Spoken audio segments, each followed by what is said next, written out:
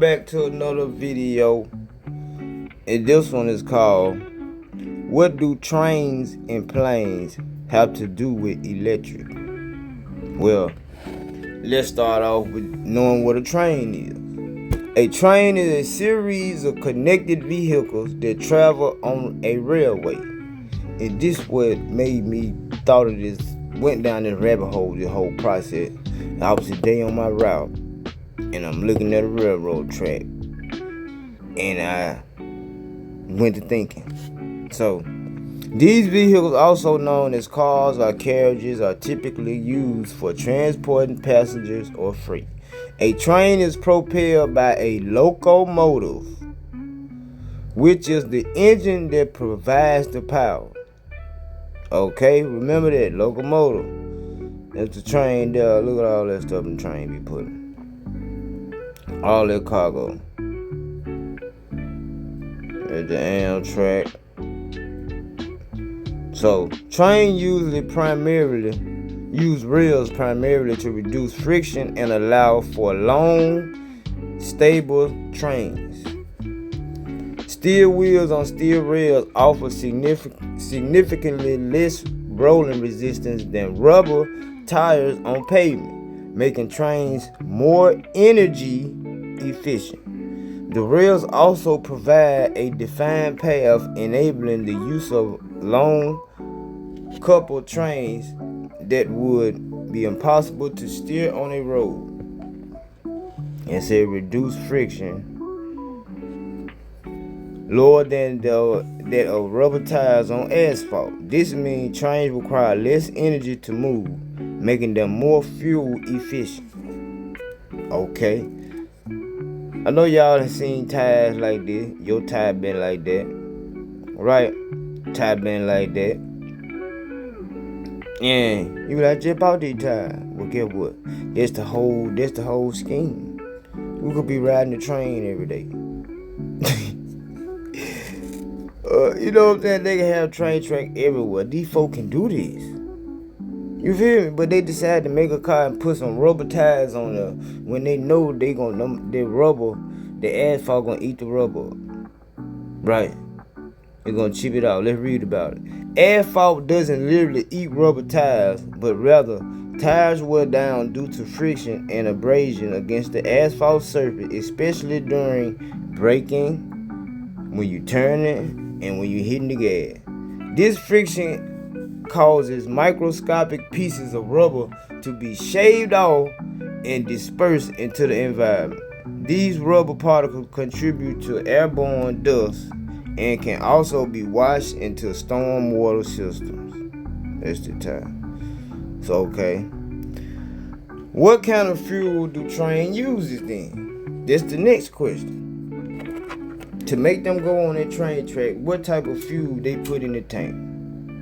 Modern trains primarily use diesel fuel or what? Electricity. So let's talk about it. Diesel locomotive uses a diesel engine to generate electricity, which then powers the train electric motors. Don't you see how simple that is? But they got the cars doing something else. And we got to pay that. And car, man, that's crazy. I ain't never heard no train breaking down. Need oil change, stuff like that. So, do the trains and airplanes use the same fuel? No, trains and airplanes generally do not use the same fuel.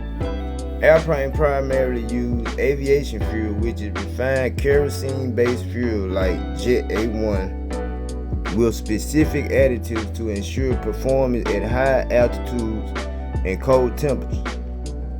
Trains, on the other hand, typically use diesel fuel, though some trains, particularly those on the electrified routes, run on electricity. Some trains might also use natural gas or even hydrogen. Do y'all hear that?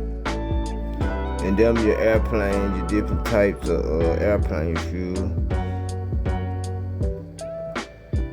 You see that? And this the trains, engine types. Aviation fuel powers aircraft and is broadly classified into jet fuel and aviation gasoline. Okay. But we talking about trains. I'm just want you to get some knowledge about what be flying over top of and how it be flying. Air fuel is a term that can refer to two different but related concepts. Air Fuel Alliance, guess what they is? A wireless charging standard and technology, and Air Fuel, a company focused on fuel solutions. So, this is hydrogen. A hydrogen car is a clean fuel option that can be used for transportation, electricity generation, and heating. Do you hear that?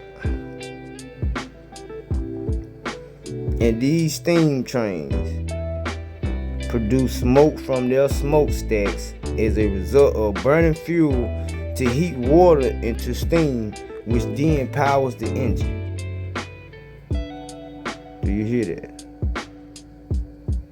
Okay. A locomotive engine is the power source of a locomotive, a self-propelled vehicle that moves trains along railway tracks. All that diesel, electric locomotive, all that, generators, gearbox, control system. Yes, electric planes are a developmenting reality. Don't that mean that it's real? But they trying to act like it's just coming about, like it's still being made. Come on, man. Why still relatively new electric aircraft, both small and larger models, are being designed and tested? With some already in operation for training and cargo transport. These planes use electricity to power electric motors, which then drive propellers or turbines. Come on, man. They got the batteries. They got the electric motors, alternative power source. The challenge is the limited range, how far I can go and stuff because of the battery use. You feel me? The battery weight might be too heavy. The charging time, which can impact turnaround times at airports. See? And this is the electric motor. This is like the inside down here. So, yeah.